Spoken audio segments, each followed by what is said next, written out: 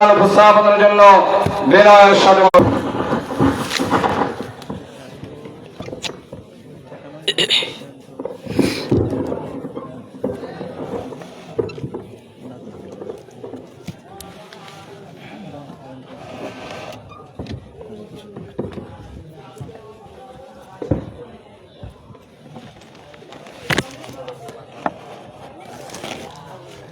আসসালামু আলাইকুম ওয়া রাহমাতুল্লাহি ওয়া বারাকাতুহু। কেমন আছেন আপনারা সবাই? আলহামদুলিল্লাহ। আল্লাহ রাব্বুল আলামিন আমাকেও আপনাদের কাতারে রেখেছে বলে আলহামদুলিল্লাহ। ইন্নাল হামদালিল্লাহিল আকরামিল্লাযী খালাকাল ইনসানা ওয়া কাররামা ওয়া 'আল্লামাহু মিনাল বায়ানি মা লাম ইয়া'লাম ফাসুবহানাল্লাযী লা ইহসা ইমতিনানুহু বিল লিসানি ওয়া লা বিল কলম نشهد أن لا إله إلا الله وحده لا شريك له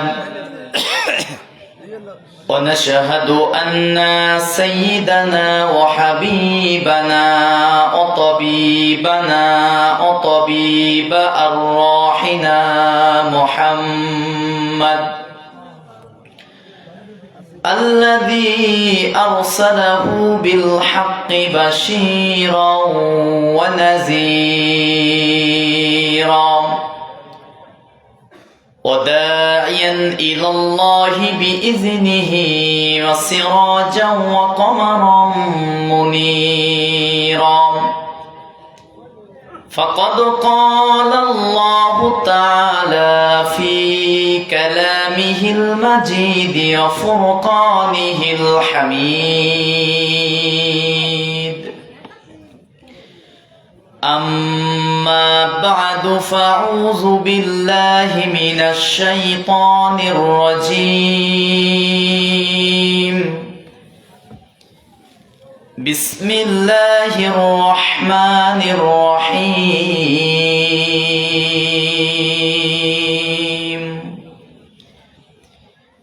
في جنات يتساءلون عن المجرمين ما سلككم في سقر قالوا لم نك من المصلين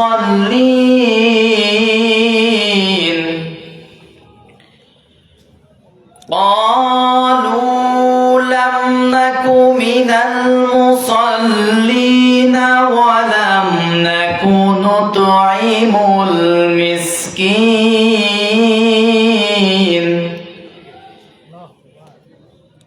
وكنا نخوض مع الخائضين وكنا نكذب بيوم الدين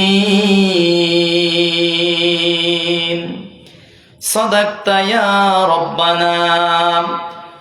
وعن أنس رضي الله تعالى عنه أنه قال قال رسول الله صلى الله عليه وسلم لا يؤمن أحدكم حتى أكون أحب إليه من والده وولده والناس أجمعين متفق عليه أو كما قال عليه الصلاة والسلام. وقال تعالى في شان حبيبه إن الله وملائكته يصلون على النبي يا أيها الذين آمنوا صلوا عليه وسلموا تسليما.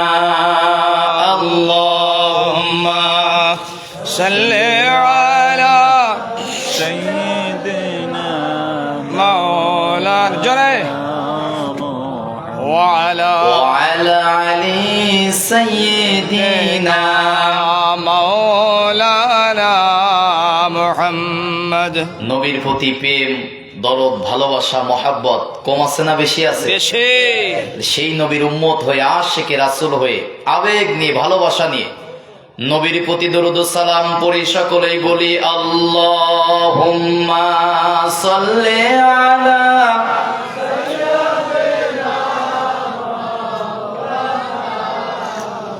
محمد وعلى علي سيدنا مولانا محمد হাজারো ব্যথা বেদনার পরে ফিরে আসনি তুমি আপন ঘরে,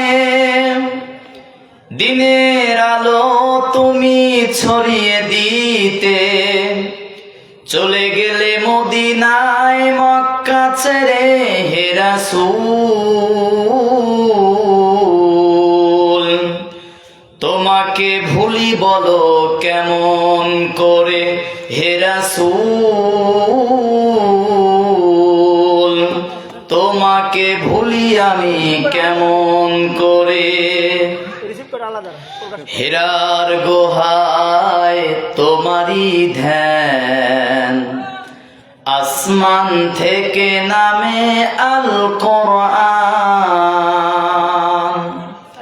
হেরার গুহায় তোমারই ধ্যান, আসমান থেকে নামে আল কোরআন। ভাঙলো সবার ভুল তোমার উপরে, আসলো কোরআনের ছায়া তলে। আল আমিন তুমি ছিলে চিরদিন সকল মানুষেরই তরে হে রাসূল।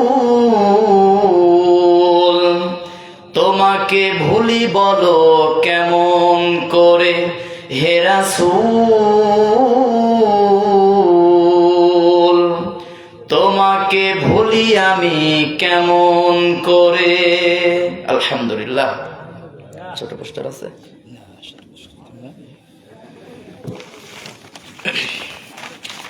বাংলাদেশের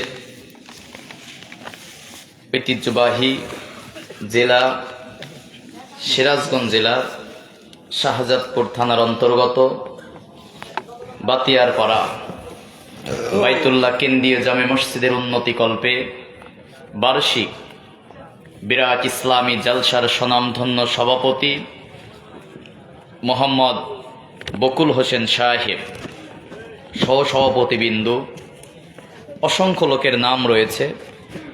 একটা একটা করে নাম বললে হয়তো ভালো হতো, সময় স্বল্পতায় সকলের জন্য দোয়া করছে আল্লাহ রাব্বুল আলামিন তাদের সকলকে ইসলামের জন্য, দ্বীনের জন্য, কোরআনের জন্য, মানবতার জন্য কবুল করুন। আমরা সকলেই বলি আল্লাহুম্মা আমিন। আমার পূর্বে কথা রেখেছেন শিক্ষক সমতুল্য আলহাজ মাওলানা মোহাম্মদ ফখরুল ইসলাম সিদ্দিকী সাহেব, অধ্যক্ষ মশিপুর সরিষাকোল ফাজিল ডিগ্রি মাদ্রাসার অধ্যক্ষ। তার পূর্বে কথা রেখেছেন আলহাজ মাওলানা মোহাম্মদ গোলাম হোসেন, অত্র প্রতিষ্ঠানের সভাপতি এবং অবসরপ্রাপ্ত সুপার সোজা দাখিল মাদ্রাসা। তার পূর্বে কথা রেখেছেন মাওলানা মোহাম্মদ আব্দুর রশিদ, পেশ ইমাম অত্র জামে মসজিদের। তার পূর্বে কথা রেখেছেন হাফেজ মাওলানা মোহাম্মদ আলতাফ হোসেন জিহাদি, মুহতামিম দারুল কোরআন রসুলপুর সাথিয়া, পাবনা সাথিয়া না? আরো যারা ওলামা ইকরাম কথা বলেছেন, আল্লাহ রাব্বুল আলামিন তাদের সকলের কথাগুলো আমাদের আমল করার তৌফিক দান করুক। সকলে বলি আল্লাহুম্মা আমিন। আমার সামনে বসা দিনদার, ইমানদার, ইসলাম প্রিয় যুবক ভাইরা, বাবার বয়সী মুরব্বীরা, পর্দার অন্তরালে চৌবনদাতা মা ও বোনেরা, ছোট ছোট সোনার মানিকেরা, স্কুল কলেজ থেকে আসা আমার ছাত্র যুবক তরুণ ভাইরা, বিভিন্ন স্কুল কলেজ বিশ্ববিদ্যালয়ের শিক্ষকগণ, সাংবাদিক বিন্দু ভাই, আমার সামনে বসা প্রিয় আপামর তাওহীদি জনতা, যে মহান আল্লাহ রাব্বুল আলামিন বছরের শেষ দিন, আল্লাহ রাসূল বলেছেন শেষ ভালো যার সব ভালো তার। বছরের শেষ দিন, এই শেষ দিনে আমরা আল্লাহর কোরআন শুনতে পারতেছি, এর চেয়ে ভালো কাজ মনে হয় আর কোনোটাই পৃথিবীতে হতে পারে না, ঠিক কিনা বলে? ঠিক। আজকে তো আমার দেশের যুবকরা ফটকা ফোটায়, আতশবাজি ফোটায়, বান্ধবীর সাথে কত রকমের কত কিছু বছর শেষ উপলক্ষে, কিন্তু এই বাতিয়ার পাড়ার যুবকেরা আজকে যে তাফসির মাহফিলে আসতে পেরে বসতে পেরে খুশি না বেজা? আমাকে আপনাকে আসার এবং বসার তৌফিক দিয়েছেন কে? কি রহমত আর বরকতের দিন। আলহামদুলিল্লাহ, আজকে বছরের শেষ দিন, 12টার পরে বছরের শুরু হবে। আমাদের শেষ দিনটা কোরআনের সাথে, শুরুর দিনটাও কোরআনের সাথে হচ্ছে, কোন আলহামদুলিল্লাহ। আলহামদুলিল্লাহ। আল্লাহ রাব্বুল আলামিন সূরা বাকারার 107 নম্বর আয়াতের শেষের অংশে আল্লাহ সুবহানাহু ওয়া তাআলা বলেন, সামনে জায়গা আছে, আল্লাহু ইয়াখতাসসু বিরহমাতিহি মান ইয়াশা আল্লাহু যুল ফাদলিল আযীম। আল্লাহু আকবার। আমরা কথা না বলি, একটা ঘন্টা আমরা আল্লাহর জন্য খরচ করব।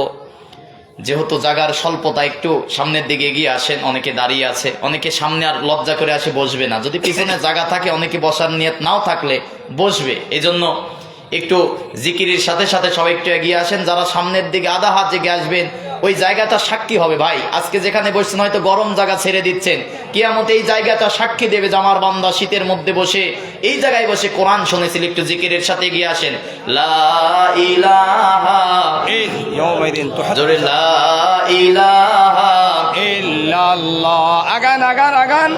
ওই যে দাঁড়িয়ে আছে মানুষগুলো, বসতে পারেন। আগান please, please come, please come, please আগান আগান, যদি সরায় দেন, কাম প্লিজ। পড়ে যেতে পারে। ইল্লাল্লাহ লা ইলাহা ইল্লাল্লাহ, লা ইলাহা ইল্লাল্লাহ, লা ইলাহা ইল্লাল্লাহ, মুহাম্মাদুর রাসূলুল্লাহ। সকলেই বলি সাল্লাল্লাহু আলাইহি ওয়াসাল্লাম। সম্মানিত মুসলমান ভাইরা আমার, খুব মনোযোগ। নতুন মানুষ, অনেক দূর থেকে ঠান্ডার মধ্যে কষ্ট করে এসেছি। তাকবীর দিলেন, স্লোগান দিলেন, খাওয়ালেন, হাদিয়া দিলেন, কিন্তু আপনাদের যদি খোরাক কিছু দিতে না পারি সবই বৃথা, ঠিক কিনা বলেন? পোস্টারে লেখা মসজিদের উন্নতি কল্পে। ভাই, আমি আপনি যদি এই মসজিদে টাকা দান নাও করি, এই মসজিদ যে শুরু হয়েছে কেউ আর ঠেকাতে পারবে? কিন্তু আজকের মসজিদের উন্নতির পাশাপাশি আলেমদের কাছ থেকে কোরআনের সঠিক কথাগুলো শুনে মসজিদের উন্নতির পাশাপাশি আমাদের ঈমান এবং আমলেরও উন্নতির দরকার আছে না নাই? এই জন্য একের ভিতর সব কালেকশনও হবে, খিচুড়ি খাওয়াও হবে, আনন্দও হবে, মাঝখান থেকে আল্লাহর কালাম কোরআন শোনাও হবে। আলহামদুলিল্লাহ। শুধু আমরা খারাপ দিকটা দেখবো না, ভালো দিকটাও তো দেখতে হবে, ঠিক কিনা বলেন? আল্লাহ পাক সূরা বাকারার 105 নম্বর আয়াতের শেষের অংশে, মুরব্বী আপনি আয়াতগুলো নোট করবেন, আপনি তো খুব সুন্দর, এগুলো ভালো, শ্রোতাদের দরকার এগুলো। কারণ এখন কিচ্ছা কাহিনী, এক বক্তা আসলো, কানে হাত দিয়ে 3-4 ঘন্টা কি কাহিনী বলে গেল, বক্তাও বোঝে না, শ্রোতাও বোঝে না, আছে না নাই? আছে। কিন্তু ওয়াজের মূল কিতাব হচ্ছে আল্লাহর কোরআন, ঠিক কিনা বলেন? প্রত্যেকটা কথা আল্লাহর কোরআন থেকে হবে। কোন দলের দালালি, কোন দলের গোলামি করার জন্য আসি নাই। আমি মুসলমান, আপনারা মুসলমান, এই কোরআনের পবিত্র মঞ্চে কথা হবে একমাত্র আল্লাহর কোরআন থেকে, ঠিক কিনা বলেন? আসুন একটু গুছায়া দিই। আল্লাহ পাক সূরা বাকারার 105 নম্বর আয়াতের শেষ অংশে বলতেছেন, আল্লাহু ইয়াখতাসসু বিরহমাতিহি মান ইয়াশা আল্লাহু যুল ফাদলিল আযীম। আল্লাহু আকবার। কোন আল্লাহ পাক বলেন, আল্লাহু ইয়াখতাসসু বিরহমাতিহি, আমি আল্লাহ যাদেরকে পছন্দ করি, ভালোবাসি, তাদেরকে আমার রহমতের মধ্যে আবদ্ধ করে দেই। আল্লাহর রহমত, এই যে কোরআনের বাগান, এটা এখন দুনিয়ার আর সাধারণ মজলিস নাই, এটা হয়ে গেছে আল্লাহর জান্নাতের বাগান। কোন সুবহানাল্লাহ। সুবহানাল্লাহ। এই জান্নাতের বাগানে কি খারাপ মানুষ আসতে পারে? যদিও আসছে, যদি আজকে কোরআন শুনে তওবা করে ফিরে যেতে পারে, ওই জাহান্নামী মানুষটার তকদিরে আল্লাহ জান্নাত লিখে দিবে। কোন সুবহানাল্লাহ। ইবনে মাজাহ শরীফের 220 নম্বর হাদিস, রাইসুল মুহাদ্দিসিন, সবচেয়ে বেশি হাদিস বর্ণনাকারী সাহাবী, প্রায় 5372টা হাদিস বর্ণনা করেছে। বুখারী মুসলিমের যৌথ হাদিসের মধ্যে প্রায় 325টা হাদিস এক সাহাবী আবু হুরায়রা রাদিয়াল্লাহু তাআলা একাই বর্ণনা করেছে। সেই সাহাবী বলতেছে আল্লাহ রাসূল বলেছেন, মা ইউরিদিল্লাহু বিহি খায়রান ইউফাক্কিহু ফিদ্দীন। দ্বীনের জন্য, ইসলামের জন্য, কোরআনের জন্য আল্লাহ পাক যাকে তাকে কবুল করে না। আল্লাহ নিজে যাদেরকে পছন্দ করে, ভালোবাসে, তাদেরকে কোরআন আর ইসলামের জন্য কবুল করে। কোন সুবহানাল্লাহ। তার মানে আমরা যে শীতের মধ্যে হাত ঠান্ডা হয়ে যাচ্ছে, কনকনে শীতের মধ্যে আমরা ল্যাপ কম্বলের তলে না থেকে এই যে শীতের মধ্যে বসে কোরআন শুনতেছি, এই আয়াত আর হাদিস দ্বারা বোঝা যায় আল্লাহ পাক আমাকে আপনাকে ভালোবাসে, পছন্দ করে বিধায় আজকে গভীর রাতে কোরআন শুনতে পারতেছি। ঠিক কিনা বলেন? আর যারা কোরআন শুনবে আল্লাহ পাক তাদের জন্য বোনাস কি? সূরা আনকাবুতের 62 নম্বর আয়াতের মধ্যে আল্লাহ পাক বলেন, আল্লাহু ইয়াবসুতুর রিজকা লিমান ইয়াশাউ মিন ইবাদিহি। আমি আল্লাহ পাক আমার প্রিয় বান্দাদের রিজিকের দরজা খুলে দেই। এই রিজিকের প্রথম অর্থ, আল্লাহ পাক আমাকে আপনাকে সুস্থ রেখেছে, ভালো রেখেছে। এর চেয়ে বড় কোনো রিজিক কি আর হতে পারে? বলেন না কেন? দীর্ঘদিন আমাদের সাবেক প্রধানমন্ত্রী অসুস্থ অবস্থায় হসপিটালে ভর্তি ছিল। গতকালকে ইন্তেকাল করেছেন, নাকি শুক্রবারে জুমার দিন। সকলের জন্য দোয়ার আদেশও দিয়েছেন। কোরআনের পবিত্র মঞ্চ থেকে আমরা দোয়া করি আল্লাহর এই বান্দিকে তার ভালো কাজের বিনিময়, মানুষ হিসাবে গুনাহ যদি করেও থাকে, ভালো কাজের বিনিময় যেন আল্লাহ মাফ করে কবরটা জান্নাতের বাগান বানিয়ে দেয়। সকলেই কোন আল্লাহুম্মা আমিন। আল্লাহ পাক বলতেছেন, আমি যে তোমাদেরকে সুস্থ রেখেছি, ভালো রেখেছি, এর চেয়ে বড় আর কোনো নিয়ামত আমার আপনার জন্য হতে পারে? আরেকটা নিয়ামত, আল্লাহ পাক আমাকে আপনাকে ইসলামের ঘরে জন্ম দিয়ে মুসলমান হওয়ার তৌফিক দান করেছে। এর চেয়ে বড় কোনো দয়া, বড় কোনো রহমত আর আমার আপনার জীবনে হতে পারে না। ঠিক কিনা বলে? এজন্য আল্লাহ পাকের দরবারে নত শিরে কালিমাতুশ শুকরিয়া আদায় করে আওয়াজ করে বলছি আলহামদুলিল্লাহ। একটু গলা ছেড়ে বলছি আলহামদুলিল্লাহ। সকলে বলছি আল্লাহুম্মা লাকাল হামদু বিল ঈমান, বিল ইসলাম, বিল কোরআন। আল্লাহ পাক যেন আমাদেরকে ইসলামের সাথে, কোরআনের সাথে, ইমানের সাথে মৃত্যুবরণ করার তৌফিক দান করে। সকলেই বলছি আল্লাহুম্মা আমিন। রাসূলের প্রতি দরুদ ও সালাম পাঠ করি, যিনি ছিলেন সাইয়্যিদুল খলাক, কুতুবুল বাশার, সাইয়্যিদুল কাউনাইন, ইমামুল মুরসালিন, রাহমাতাল লিল আলামিন, খাতামান নাবিয়্যিন, সর্বশেষ আখিরি নবী, যে নবীর পরে পৃথিবীতে আর কোনো নবী আসে নাই, বর্তমানে কোনো নবী নাই, কিয়ামতের আগ পর্যন্ত আর কোনো নবী অথবা রাসূল আসবে না। সেই আখিরি নবী, নবী মুহাম্মদুর রাসূলুল্লাহ। সকলেই বলছি সাল্লাল্লাহু আলাইহি ওয়াসাল্লাম। সম্মানিত মুসলমান ভাইরা, আজকে বছরের শেষ দিন। আজকের শেষ দিনে আমার এখানে আসে মনে হলো যে শেষ দিনটা যে কোরআনের সাথে থাকতে পারছি, আমার মনে হয় গোটা বছর সার্থক হবে। ঠিক কি না? প্রশংসা আদায় করে তো শেষ করতে পারবো না। আল্লাহ পাক আমার আপনার জন্য একটা গাইডলাইন করে আল্লাহর পক্ষ থেকে পৃথিবীর মানুষের জন্য আর একটি কথাও আসবে না, কোন নবী রাসূল আসবে না। পৃথিবীর মানুষের জন্য আল্লাহর পক্ষ থেকে যা কথা, যত কথা আছে, সব কথা বলেছে কোথায়? কোরআনে। সবাই কথা বলবেন কোথায়? কোরআনে। কোরআনের মধ্যে মানবতার কল্যাণের জন্য, মানবতার মুক্তির জন্য, মানবতার নাজাতের জন্য কোরআনের মধ্যে আল্লাহ রাব্বুল আলামিন পৃথিবীর মানুষের মুক্তির সনদ করে যা দরকার সব পাঠিয়েছে। কোন সুবহানাল্লাহ। আল্লাহ রাব্বুল আলামিন সূরা ইউনূসের 57 নম্বর আয়াতের মধ্যে বলেন, কুল বিফাদলিল্লাহি ওয়া বিরহমাতিহি ফাবিযালিকা ফালইফরাহু হুয়া খায়রুম মিম্মা ইয়াজমাউন। জোরে বলুন আল্লাহু আকবার। তাফসীরে কাবীর আল্লামা ইমাম ফখরুদ্দীন রাজি রহমাতুল্লাহ আলাইহি তাফসীরের মধ্যে লিখেছেন, আল্লাহ পাক বলেন, কুল বিফাদলিল্লাহি ওয়া বিরহমাতিহি, আমার বান্দার প্রতি আমি আল্লাহর পক্ষ থেকে যত দয়া যত করুণা আমি আল্লাহ রব্বুল আলামিন নাজিল করেছি, সবচেয়ে বড় দয়া সবচেয়ে বড় করুণা আমার বান্দার জীবন পরিচালনা করার জন্য একখানা আখিরি কালাম কোরআন নাজিল করেছি। কোন সুবহানাল্লাহ। তাহলে আমরা কিভাবে জীবন পরিচালনা করব সেটার গাইডলাইন হিসাবে নাজিল করেছে কি? আল্লাহর পক্ষ থেকে যত দয়া আছে, শ্রেষ্ঠ দয়ার নাম কি? আল্লাহ পাক বলতেছেন, পৃথিবীতে মানুষ টাকা পয়সা বাড়ি গাড়ি ধন সম্পদ স্ত্রী ছেলে মেয়ে যা কিছু অর্জন করে না কেন, এইগুলোর চেয়ে আল্লাহর কোরআন হুয়া খায়রুম মিম্মা ইয়াজমাউন শ্রেষ্ঠ। সুবহানাল্লাহ। কারণ এখন যদি আমি মারা যাই, এই শরীরের পোশাক কি আর একটাও রাখবে? বলেন না কেন? একটাও নিয়ে কি কবরে যেতে পারবো? আমাকে নিয়ে গিয়ে আমার বানানো বাড়িতে কি আর ঘরের মধ্যে রাখবে? আমাকে গোসল করে খাটিয়ার উপরে রেখে দিয়ে হয়তো কালকে যে কোনো একটা সময় দাফন করে দিবে। টাকা পয়সা বাড়ি গাড়ি ধন সম্পদ আমার এত কষ্ট করা কোনো কিছুই নিয়ে যেতে পারবো না। কিন্তু আল্লাহ পাক বলতেছেন, যদি তোমরা কোরআন পড়ো, কোরআন বোঝো, কোরআনের সমাজ গড়ার জন্য যদি আন্দোলন করো, বাংলার জমিনে কোরআনের রাজ কায়েমের জন্য যদি তোমরা রক্ত দাও, কোরআন দিয়ে সমাজ গড়ার জন্য যদি তোমরা চেষ্টা করো, ওইটাই হবে তোমাদের জন্য সবচেয়ে শ্রেষ্ঠ সম্পদ। কোন সুবহানাল্লাহ। কারণ আল্লাহর পক্ষ থেকে আখিরি কালাম, কালামে রব্বানি কোরআন নাজিল করেছে কে? আল্লাহ। কাদের জন্য ভাই বলেন, কাদের জন্য? সূরা আম্বিয়ার 10 নম্বর আয়াত আল্লাহ রাব্বুল আলামিন বলেন, লাকাদ আনজালনা ইলাইকুম কিতাবান ফীহি যিকরুকুম আফালা তাআকিলুন। জোরে বলুন আল্লাহু আকবার।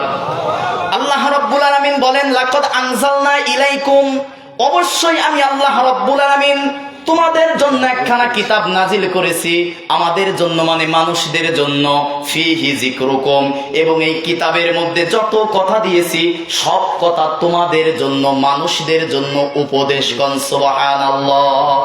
তাহলে কিতাবও নাজিল করলো আমাদের জন্য, এই কিতাবের মূল বিষয়বস্তু হচ্ছে মানুষ। আল্লাহু আকবার। এই কিতাব পড়ার দরকার আছে না নাই? অবশ্যই। এই কিতাব বোঝার দরকার আছে না নাই? 100% আছে। এই কিতাবের সমাজ গড়ার দরকার আছে না নাই? কিন্তু আজকে আমার মুসলমান এই আসমানি কিতাবটাকে মসজিদ আর মাদ্রাসার মধ্যে বন্দি করে তাবিজার খতমের কিতাব, তাবিজার ঝাড়ফুঁকার খতমের কিতাব বানিয়েছে, ঠিক কিনা বলেন? কিন্তু এই কোরআন একটা মহাবিশ্বের মহাবিশ্বয়, গোটা পৃথিবীকে শাসন করার শক্তি এই কোরআনকে দিয়েছে। আল্লাহু আকবার কোন। কিন্তু কেমন মুসলমান আছে, কোরআনের রাজ কায়েমের কথা শুনলে নামাজ পড়া মুসলমান মন খারাপ করে, আছে না নাই? আছে। অথচ যে কোরআন দিয়ে নামাজ পড়তে হবে, সেই কোরআন দিয়ে রাজনীতি করতে হবে, যে কোরআন দিয়ে আমরা নামাজ পড়ি, এই কোরআন দিয়ে সমাজ পরিচালনা করতে হবে। কারণ মুক্তির সনদ হিসাবে মানবতার নাজাতের জন্য আল্লাহ পাক কোরআন নাজিল করেছে। কথা বলেন ঠিক কিনা? তাহলে এই কোরআন মানার দরকার আছে না নাই? এই কোরআন কি, এটাই তো বুঝি না। এই কোরআন কি দুনিয়ার অন্য 10টা সাধারণ বইয়ের মতো? না। বলেন না কেন? এই কোরআনের দুই একটা অনন্য বৈশিষ্ট্য বলি, কিছু সময় থাকবেন তো আপনারা। আজকের আমার আলোচনার বিষয় মুসলমান হওয়ার পরেও জাহান্নামে যাবে কারা। শেষের দিকে বলবো, আগে কোরআনটা কি, এটা কোরআনের মাহফিল, জানার দরকার আছে না নাই? এই কোরআনের অনন্য কিছু বৈশিষ্ট্য। 1 number, Quran is a book that is most read in this world. আল্লাহু আকবার কোন। পৃথিবীর একমাত্র বই হচ্ছে কোরআন, যা পৃথিবীতে 24 ঘন্টা, প্রতিটা মিনিট, প্রতিটা সেকেন্ড, প্রতিটা মুহূর্তে পৃথিবীর কোনো না কোনো প্রান্তে এই কোরআনের তেলাওয়াত হয়। কোন সুবহানাল্লাহ। আহ্নিক গতি আর বার্ষিক গতির কারণে পৃথিবীর সময়ের কিছু ব্যবধান আছে। আমাদের এখানে রাত, কোন কোন জায়গায় এখন দিন, কোন কোন জায়গায় এখন সকাল। সৌদি আরব আমাদের চেয়ে 2 ঘন্টা পিছিয়ে আছে, মিশর আমাদের চেয়ে 2 ঘন্টা সামনের দিকে এগিয়ে আছে। এই যে আহ্নিক গতি বার্ষিক গতির ফলে পৃথিবীর কোনো না কোনো প্রান্তে আজান হচ্ছে। আর যখনই পৃথিবীর কোনো না কোনো প্রান্তে আজান হয়, মুসলমান একটা ইবাদত করে, বলেন তো কি? বলেন না কেন? আর নামাজে যখন দাঁড়িয়ে যায় আল্লাহু আকবার বলে, তখন কোন কিতাব থেকে তেলাওয়াত করে? কোরআনে কারীম। তার মানে Quran is a book that is most read in this world. পৃথিবীর একমাত্র বই হচ্ছে কোরআন, একমাত্র বই হচ্ছে আল্লাহর কিতাব, যা পৃথিবীতে প্রতিটা ওয়ার্ল্ডে, প্রতিটা বিশ্বে, প্রতিটা জায়গায়, প্রতিটা মিনিট, প্রতিটা সেকেন্ড, প্রতিটা মুহূর্তে তেলাওয়াত হয়। কোন সুবহানাল্লাহ। দ্বিতীয় নাম্বার, এই কোরআনের অনন্য বৈশিষ্ট্য, এই কোরআন এমন কিতাব যে কোরআনের তেলাওয়াত শুনলে মুসলমান ইমানদারের কখনো খারাপ লাগে না। কথা বলে, আপনারা জন্মের পর থেকে মসজিদে এসে নামাজ পড়েন, ইমাম সাহেব সূরা ফাতিহা দিয়ে পড়ে 40-50 বছর হয়ে গেল, কোনোদিন কি বলছেন যে ইমাম সাহেব আর কতদিন এই সূরা আর ভাল লাগে না, পরিবর্তন করে নতুন একটা সূরা ধরেন, বলছেন নাকি? অথচ এক এক ইমামের কণ্ঠে এক এক সময় যখন সূরা ফাতিহার তেলাওয়াত শুনি মনে হয় যে নতুন কোরআনের তেলাওয়াত শুনতেছি, ঠিক কিনা বলেন? এটাই তো কোরআনের মুআজিজা। 3 নাম্বার, এই কোরআন এমন অনন্য বৈশিষ্ট্য, the number of the people who have memorized the holy book Quran countless. আল্লাহু আকবার কোন। পৃথিবীর একমাত্র বই হচ্ছে কোরআন, যে কোরআনের মুখস্থকারীর সংখ্যা অসংখ্য, অগণিত, যার কোনো গণনাই নাই। সুবহানাল্লাহ কোন। আপনাদের এলাকায় 2-1 কোরআনের হাফেজ আছে না নাই? বলেন না কেন আছে না নাই? আপনাদের গ্রামে কি 2-1 কোরআনের হাফেজ আছে?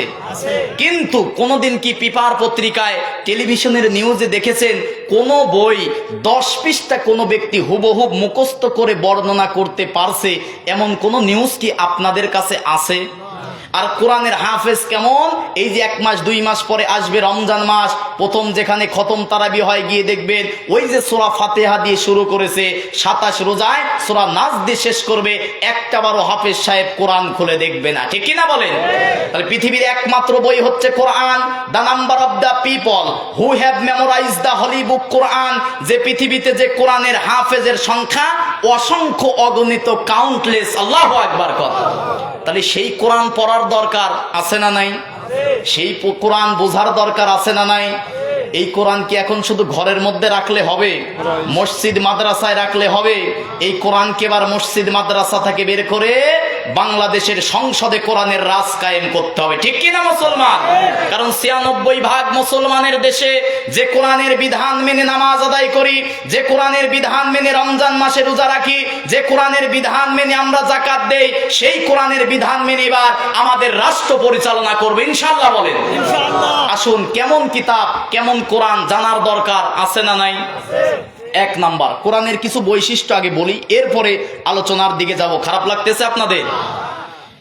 আল্লাহ পাক কেমন কিতাব, কেমন কোরআন দিলেন। গোটা পৃথিবীর মানুষ বই লিখছে, হয় শুরুতে নয়তো শেষে লিখছে। আমার বইয়ের মধ্যে যদি কোনো ভুল থাকে আপনারা বলবেন, পরবর্তী সংস্করণে সংশোধন করতে বাধ্য থাকিব। কিন্তু আল্লাহ রাব্বুল আলামিন এমন কিতাব দিলেন, শুরুতেই গোটা পৃথিবীর মানুষদেরকে চ্যালেঞ্জ করে দিলেন। আল্লাহু আকবার কথা। আল্লাহ রাব্বুল আলামিন কোরআন খোলার সঙ্গে সঙ্গে সূরা বাকারার প্রথমেই বলেন, আলিফ লাম মিম যালিকাল কিতাবু লা রাইবা ফি হুদাল লিল মুত্তাকিন। জোরে বলুন আল্লাহু আকবার। আল্লাহ রাব্বুল আলামিন বলেন, আলিফ লাম মিম হরফে মুকাত্তাআত, আয়াতে মুতাশাবিহাত, যালিকাল কিতাব, এটা এমন একটি কিতাব, this is the book, there is no doubt about it, a guidance for the religious. আল্লাহু আকবার। এটা এমন একটি কিতাব, এমন একটি কোরআন, যালিকাল কিতাব, যালিকা ইসমে ইশারা। আরবি গ্রামার যারা জানেন, যালিকা ইসমে ইশারা, মুফতাদা মারিফা, আল কিতাব এইটাও মারিফা নির্দিষ্ট করে দিয়েছে। আলিফ লাম আরবি গ্রামারে 4 ভাবে ব্যবহার করা হয়। 3 নাম্বার প্রকারে আলিফ লাম ইস্তিকরাকি দিয়ে আল্লাহ পাক মুফতাদাকেও মারিফা করে দিয়ে বলেন, পৃথিবীতে একমাত্র বই, একমাত্র কিতাব হচ্ছে কোরআন, যে কিতাবের মধ্যে, যে কোরআনের মধ্যে কোনো ভুল নাই। কোন সুবহানাল্লাহ। পৃথিবীর একমাত্র বই হচ্ছে কোরআন, যে কোরআনের মধ্যে, যে কিতাবের মধ্যে কোনো ভুল, সবাই কথা বলেন, কোনো ভুল নাই, কোনো মিথ্যা নাই। ভুল যে আছে, মিথ্যা যে আছে, এটার সন্দেহেরও কোনো অবকাশ আল্লাহ রাখে নাই। কোন আল্লাহু আকবার। তাহলে নির্ভুল, নির্ভেজাল, নিষ্কলুষ, অথেন্টিক আল্লাহর পক্ষ থেকে নাজিল হওয়া কোরআন শোনার দরকার আছে না নাই? সেই কোরআন মানার দরকার আছে না নাই? 2 নাম্বার কথা, এই কোরআনের মতো কোরআন কি রচনা করা পৃথিবীর মানুষদের পক্ষে সম্ভব? সবাই কথা বলেন, সম্ভব? আল্লাহ রাব্বুল আলামিন সূরা তুরের 33-34 নাম্বার আয়াতের মধ্যে প্রথম চ্যালেঞ্জ করলেন, একটা কোরআনের মতো কোরআন রচনা করো। দ্বিতীয় নাম্বার সূরা ইউনূসের 37-38 নাম্বার আয়াতের মধ্যে বললেন, ছোট্ট 10টা সূরার মতো সূরা রচনা করো। তৃতীয় নম্বরে আল্লাহ রাব্বুল আলামিন সূরা বাকারার 21 নম্বর আয়াতের মধ্যে বললেন কোরআনের মতো কোরআন রচনা করতে হবে না, ছোট্ট 10টা সূরার মতো সূরাও রচনা করতে হবে না, ছোট্ট একটা সূরার মতো সূরাও রচনা করতে হবে না, একটা কোরআনের আয়াতের সামান্য কিছু রচনা করো। 1500 বছর হয়ে গেল, বলেন তো কোরআনের মতো কোরআন রচনা করা কি পৃথিবীর মানুষের পক্ষে সম্ভব হয়েছে? আল্লাহ রাব্বুল আলামিন সূরা বাকারার 23 নম্বর আয়াতের মধ্যে বলেন, وَإِن كُنتُمْ فِي رَيْبٍ مِّمَّا نَزَّلْنَا عَلَى عَبْدِنَا فَأْتُوا بِسُورَةٍ مِّن مِّثْلِهِ وَادْعُوا شُهَدَاءَكُم مِّن دُونِ اللَّهِ إِن كُنتُمْ صَادِقِينَ।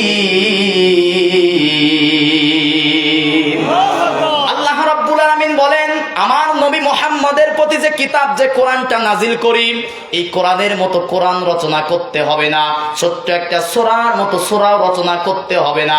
ফাতু বিসূরাতিম মিন মিসলি, একটা সূরার সামান্য কিছু অংশ রচনা করো। সবাই বলেন 1500 বছর হয়ে গেল, কোরআনের মতো কোরআন কি কেউ রচনা করতে পারছে? ভবিষ্যতে পারবে। আল্লাহ রাব্বুল আলামিন সূরা বনী ইসরাঈলের 88 নম্বর আয়াতের মধ্যে চূড়ান্ত চ্যালেঞ্জ করে দিয়ে বলেন, কুল লা ইন জিতামাতিল ইনসু ওয়াল জিন্নু আলা আইয়াতু বিমিসলি হাযাল কুরআন লা ইয়াতুনা বিমিসলিহি ওয়ালাউ কানা বা'দুহুম লিবা'দিন যাহিরা। জোরে বলুন আল্লাহু আকবার। আল্লাহ রাব্বুল আলামিন বলেন, কুল্লা ইনিজতামাতিল ইনসু ওয়াল জিন্নু, যদি পৃথিবীর সমস্ত মানুষ একত্রিত হয়, ওয়াল জিন্নু, এবং পৃথিবীর সমস্ত জিনও যদি একত্রিত হয়, হাদাল কোরআন লা ইয়াতিহিল, এই কোরআনের মতো সামান্য কোরআন তারা রচনা করতে পারবে না। ওয়ালাউ কানা বাদুহুম লিবাদিন যাহিরা, যদিও জিন মানুষদেরকে সাহায্য করে, মানুষ জিনদেরকে সাহায্য করে, উভয় জাতি একত্রিত সাহায্য করার পরেও কোরআনের মতো সামান্য কোরআন রচনা করা পৃথিবীর জিন ইনসানের পক্ষে সম্ভব নয়। ঠিক কি না বলেন? তাহলে যে কোরআনের মধ্যে কোনো ভুল নাই, কোনো মিথ্যা নাই, নির্ভেজাল, নির্ভুল, নিষ্কলুষ, অথেন্টিক আল্লাহর কোরআন, যে কোরআনের মতো কিতাব রচনা করা পৃথিবীর জিন ইনসানের পক্ষে সম্ভব নয়, সেই আল্লাহর কিতাব, সেই আল্লাহর কোরআন মানার দরকার আছে না নাই? শুধু কি তাই? এখন তো আমরা কিসের বুদ্ধিজীবী?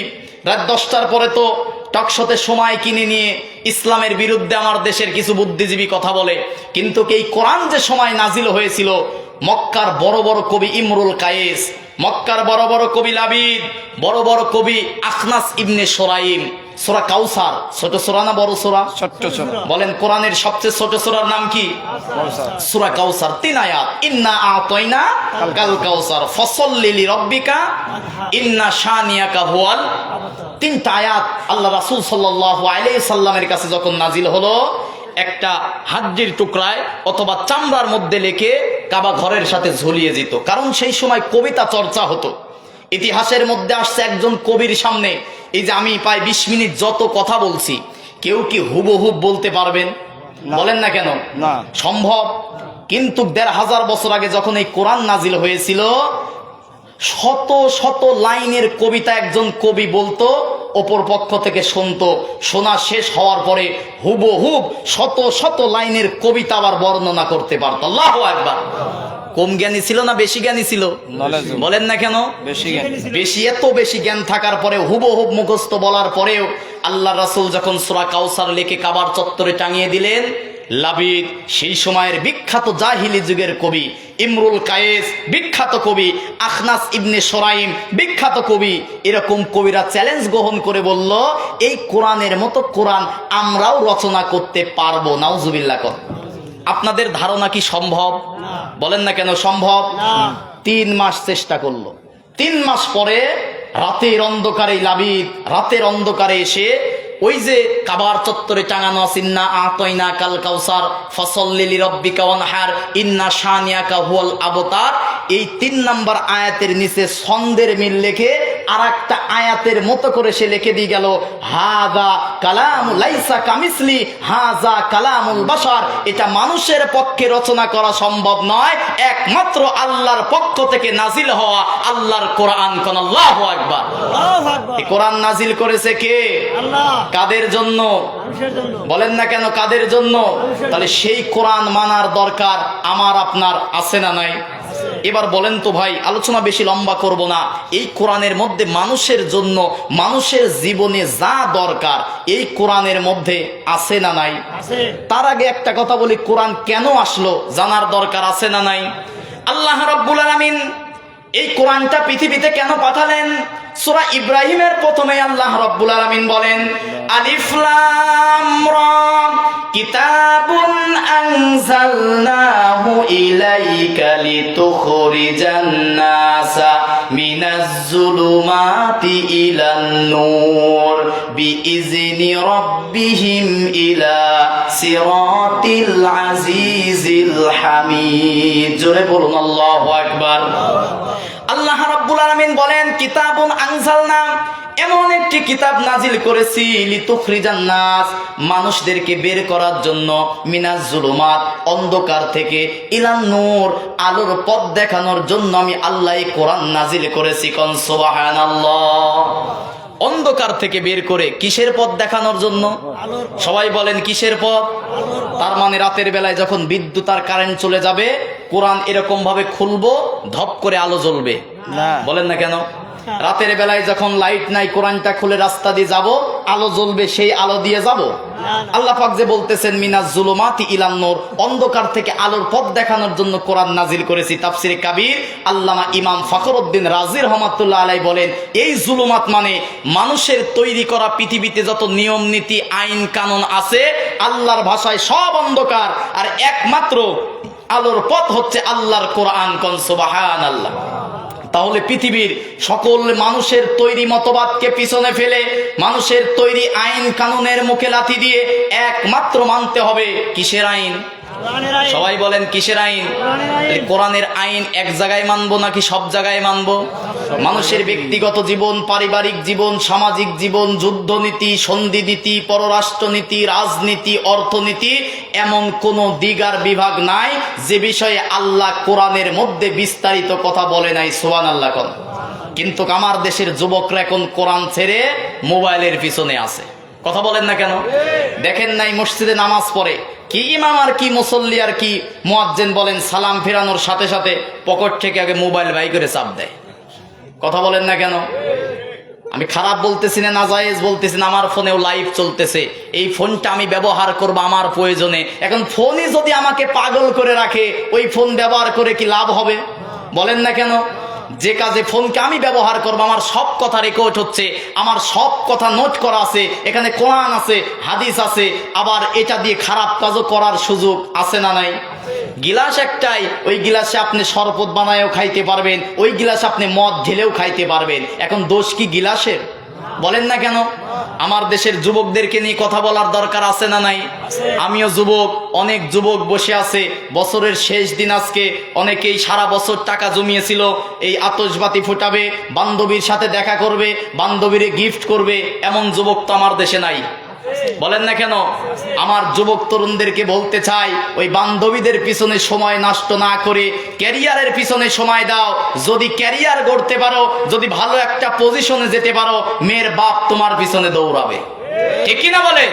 কিন্তু আমার দেশের যুবক তরুণেরা কি করে? একই ক্লাসে পড়া বান্ধবীর পিছনে পড়ে পাগল হয়। কথা বলেন না কেন?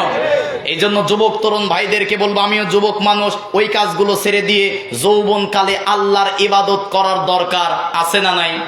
কারণ এখন আমাকে যদি বলেন ওযু করা লাগবে, ইতিপূর্বে 2 বার আমি ওযু করছি ঠান্ডা পানি দিয়ে, কিন্তু বয়স্ক মুরব্বীদেরকে যদি বলি রাত 3টার সময় ওযু করতে হবে ঠান্ডা পানি দিয়ে, ঠান্ডার সমস্যা হবে, এজমা থাকলে এজমা বাড়বে, কিন্তু আমাদের কিছুই হয় না। ঠিক কিনা?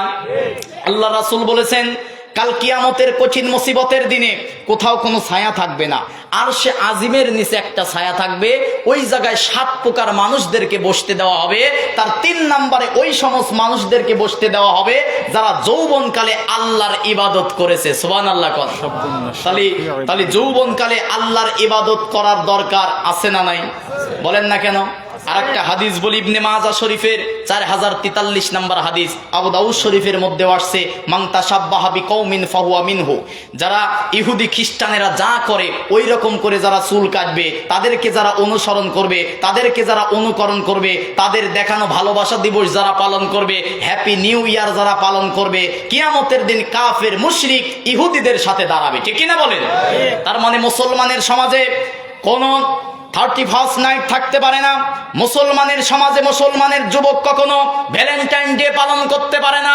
মুসলমানের দিবস হবে কোরআনের সাথে যা আছে মুসলমান তাই করবে। ঠিক কিনা বলেন? কোরআনে যা নিষেধ করেছে মুসলমান সেটা করতে পারে, বলেন না কেন করতে পারে। আজকের দিনটা শুরু হচ্ছে কোরআন দিয়ে, কালকে ফজরের নামাজ পড়ে আল্লাহর কাছে দোয়া করতে হবে, আল্লাহ নতুন একটা বছর শুরু হচ্ছে, আল্লাহ এই বছরে তুমি আমার জীবনের সমস্ত বালা মুসিবত দূর করে দিও, এই বছরে তুমি বরকতময় করো। নামাজ দিয়ে কোরআন তেলাওয়াত দিয়ে যদি দিন শুরু করা যায়, বছর শুরু করা যায়, ওই বছর ভালো হবে নাকি খারাপ হবে?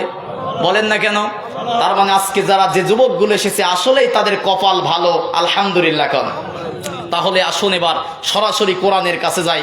কোরআনের মধ্যে মানুষের জীবনে যা দরকার সব আছে না নাই? সবাই বলেন আছে না নাই? নামাজের কথা কোরআনে আছে না নাই? রোজার কথা, হজের কথা, জাকাতের কথা, মনে হয় রাজনীতির কথা নাই। অনেক মানুষ মঞ্চটার আগে আপনাদের আলহামদুলিল্লাহ কেউ বলে যে ভাই রাজনীতির ওয়াজ করেন না। এখন তো অনেক মানুষ এই কথা বলে আসে না যে হুজুররা এসে শুধু রাজনীতি করবে, ওয়াজের মাহফিলে যাওয়ার দরকার নাই। এমন মানুষ আপনাদের এলাকায় আছে না নাই? এটা কি কোনো দলের সমাবেশ? বলেন না কেন? এটা কি কোনো রাজনৈতিক মঞ্চ? এটা আল্লাহর কোরআনের পবিত্র মঞ্চ। ঠিক কিনা বলেন? এখানে কোনো দলের পক্ষে, কোনো দলের বিপক্ষে, কোনো দলের দালালি, কোনো দলের গোলামি হবে না। একমাত্র আল্লাহর বান্দা জান্নাতে যাওয়ার জন্য কোরআনে যা আছে একজন বক্তাকে তাই বলতে হবে। ঠিক কিনা বলেন? বিশ্বাস করেন ভাই, কোরআন আমার সামনে আমার হাতে। কোন বক্তা যদি তার রাজনৈতিক কোন দলের চিন্তাধারা নিয়ে কথা বলে, ওই মাহফিলে চোতারা কখনো হেদায়েত পাবে না। আবার কোন শ্রোতা যদি ওখানে আপনারা বসে আছেন এই নিয়ত নিয়ে যদি বসে থাকেন যে হুজুর আমার বিরুদ্ধেই বলে কিনা, হুজুর আমার দলের বিরুদ্ধেই বলে কিনা, হুজুর মনে হয় অমুক দলের, এরকম মন মানসিকতা নিয়ে যদি বসে থাকেন, আমি যা বলি কোনো কথাই ভালো লাগবে না। ঠিক কিনা বলেন?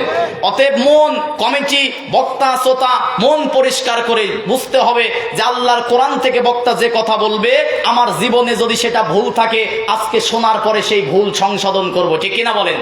কিন্তু যারা চালাকি করে যে হুজুর রাজনীতি করবে, এই করবে, সেই করবে, বিনা কারণে যারা আসেন নাই তাদের শাস্তি আছে না নাই?